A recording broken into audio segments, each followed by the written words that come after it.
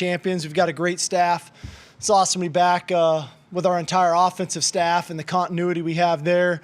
And obviously being back with Coach Saban, his drive and motivation pushes all of us. So, like I said, it's great to be back in the field. It's only been 2 days, but so far so good, and love the work ethic that we're seeing so far from the guys.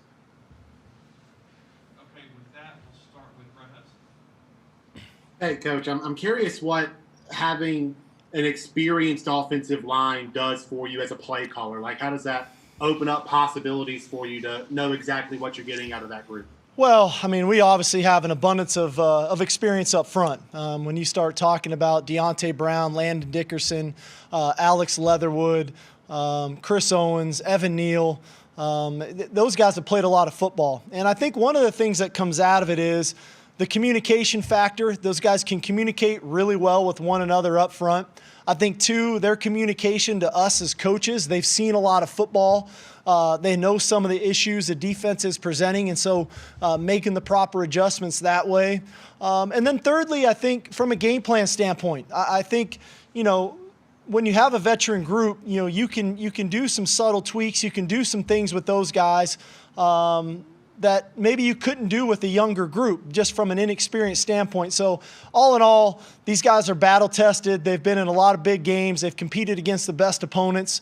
So we've got a lot of faith in them, and we're fortunate. I know, I've been in seasons where we haven't had such a veteran offensive line. So with this group of guys, we're looking forward to those guys being the bell cows in the run game and the pass game, and from a leadership standpoint offensively.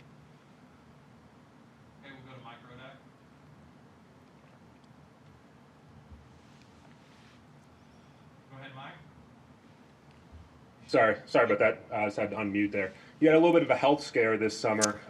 Just that came out with a statement about the surgery. Just what was the story behind that, and what might be important about fans to know about early detection on that issue? Well, I'll tell you what. I think first and foremost, it's one of the values of being at University of Alabama. We do an extensive executive physical, and Coach Saban is the one that really promotes that.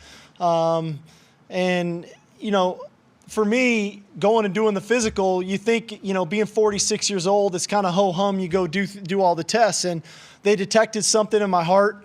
Through further tests, recognized that, hey, we might have to do even further tests, and we did that, and, they had to have surgery. And I think, for the most part, Dr. Richardson was fantastic, who I dealt with.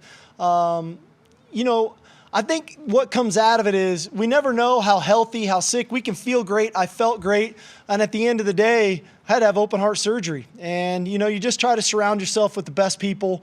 You take advice. Coming out of that surgery, I've just tried to follow the protocol from my doctor, and what I needed to do is the steps. This week is going to be 8 weeks out on Thursday. And then the protocols here at the university. I don't know if there's anybody that kind of abides by the COVID rules that we have here more than me.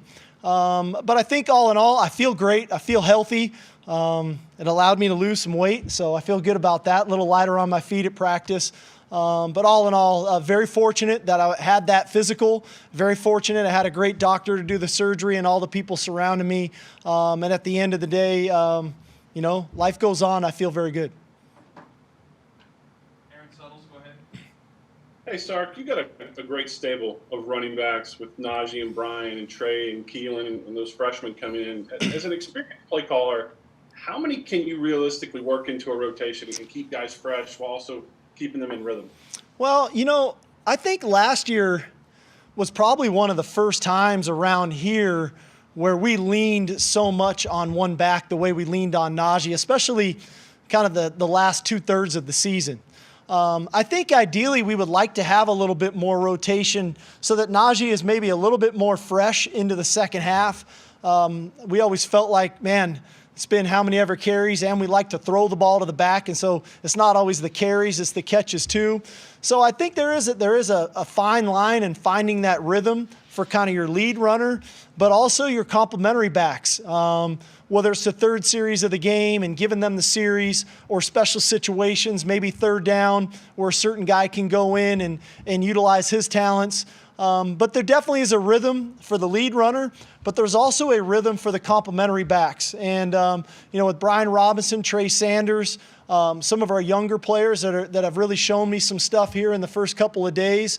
We're obviously very fortunate to have Najee come back for a senior season, but the experience Brian Robinson brings, the explosiveness Trey brings, and then when you start talking about Roydell, Jace, and Kyle Edwards, we've got a pretty good stable of backs, all a little bit different. And so our job is to find the things that those guys do well, and then when it is their turn to go in the game, to make sure we're putting them in position to have some success. Okay, next we'll go with Cecil Hart. Cecil, go ahead. Hi, Coach. This is Cecil Hurt at Tuscaloosa News. Can you hear me okay? Yes, sir. How you doing? Okay, great. Good to talk to you again. I guess I'll ask the quarterback question. You have a quarterback who's had some game experience, who's won a bowl game. You have one, at least among your scholarship guys, who been in the system for a year, and then you have one who early enrolled, but there was no spring. So with Mac, with Paul, and with Bryce Young, how does that affect their development, and what have you seen from them so far? Well, I guess I'll start with Mac. I think first and foremost, there's nothing like game experience. And although we try to get our backups in games, and that is something Coach Saban has done historically, I think Mac got kind of thrown to the fire in the Tennessee game, if we remember.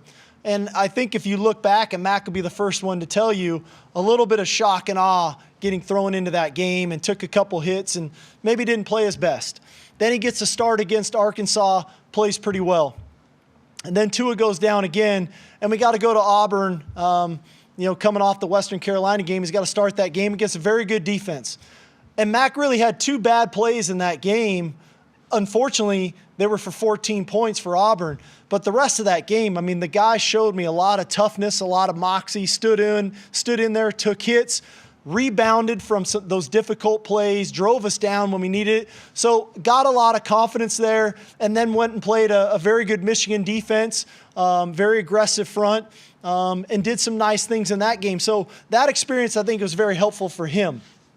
For Paul, getting a year just in the system as a freshman, that's huge for a guy, just getting reps. And, when you're going through it as a young player, sometimes things don't make sense. In year two, it's like, oh, that's why we call this, that's why we call it that. So definitely through 2 days, seeing some improvement through him that we didn't quite see a year ago.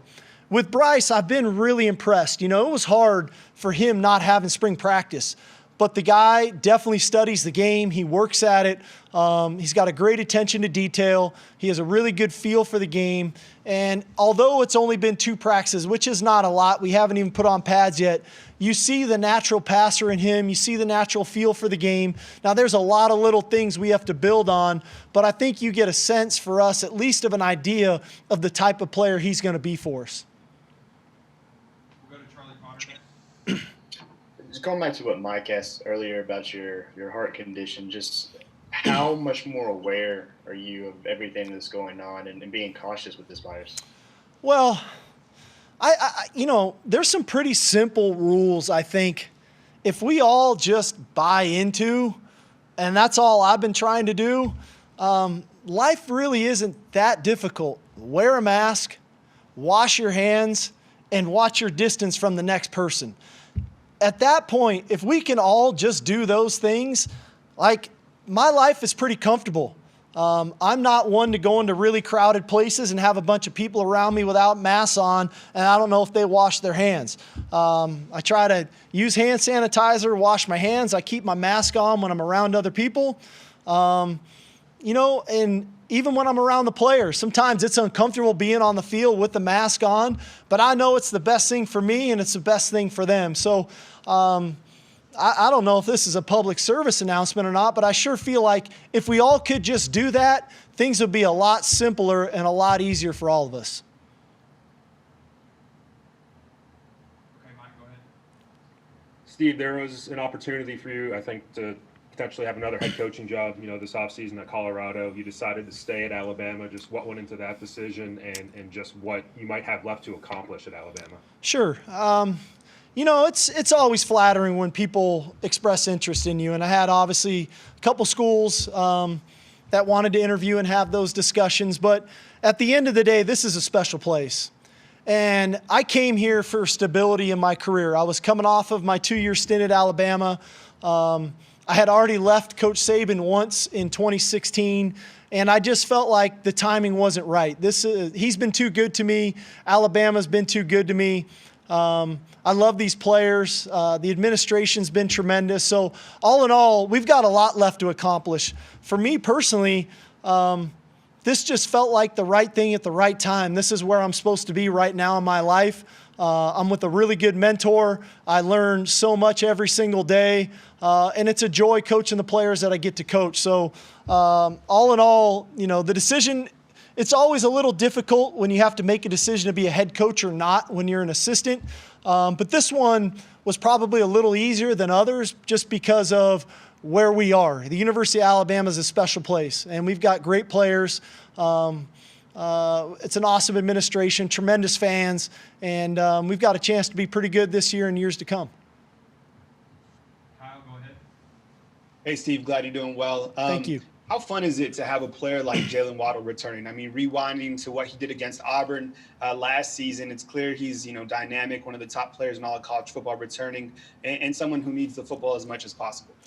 Well, Jalen he's a joy to coach. The guy brings a bunch of energy every single day. And, for us, especially me last year coming in, having Ruggs, having Judy, having Smitty, it was like, where do you get Jalen into the game? And then when he gets in the game, maybe he's playing 10, 15 plays. How many times can you get him the ball? And so now coming back with Smitty and Jalen, you feel a little bit more comforting and knowing you have more opportunities and you don't have to force it to them. It can get to them a little bit more organically or a little more naturally. But he's embracing it. I think he's excited about the challenge and the opportunity of being an every down player in our offense and not just a specialty player. And then not to mention what he does on special teams. The guy was a game changer for us a year ago from a return game standpoint, but also forcing the bad kicks, forcing the block punts because there's so much concern for him. So he's got a lot of value on our team. The guy works his tail off. And I think he's excited. We're all excited for the season for him. Go to Aaron Suttles next. Mark, you already asked about the offensive line and play calling philosophy, but is it tempting when you have those big guys and all those great backs to just feed the running backs? And how does your philosophy, how do you combine that with how popular the RPO has been in your offense? Well, it's a really good question, because when we came a year ago, there was so much attention on Tua. There was so much attention on our wide receiver core, and deservingly so. And not throwing the ball, sometimes you're almost remiss because those guys could create so many explosive plays.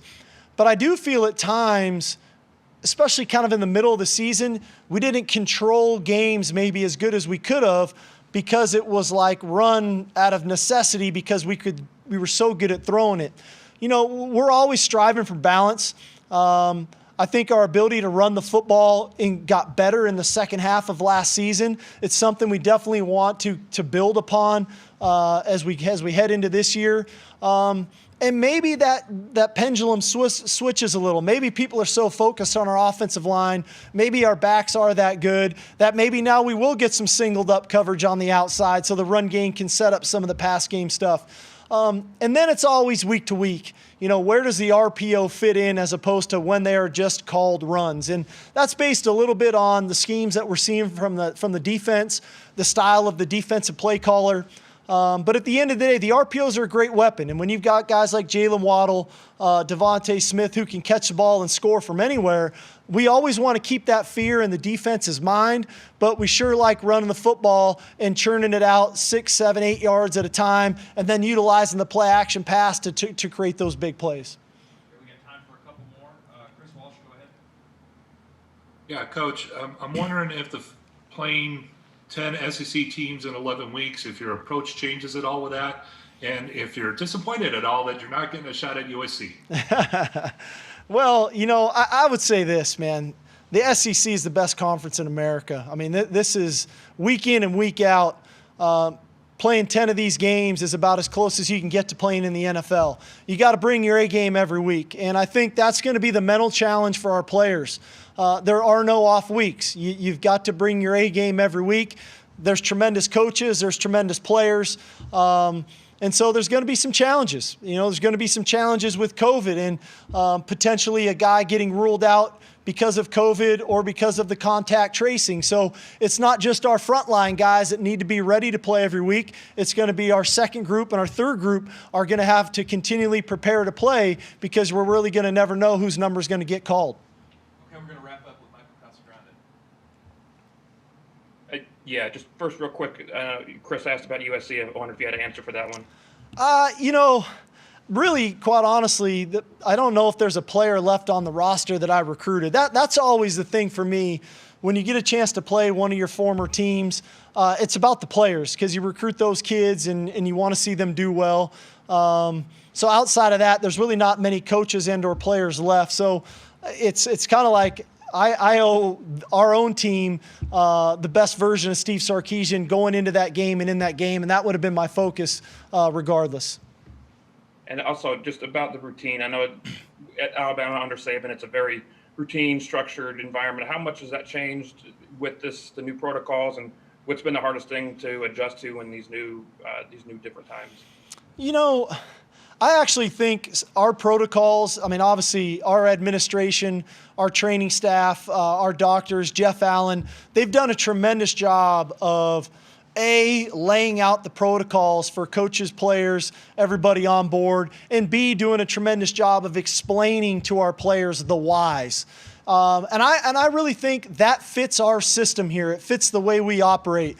We do run a tight ship. Coach Saban runs a tight ship. It's very regimented. And so the regimented protocol kind of fits into what we're about. And I always feel like we kind of operate better that way. So I think it all kind of flows pretty seamlessly, pretty naturally right now. All right, Sark, thank you very much. All righty, guys. Thank you. Have a great evening.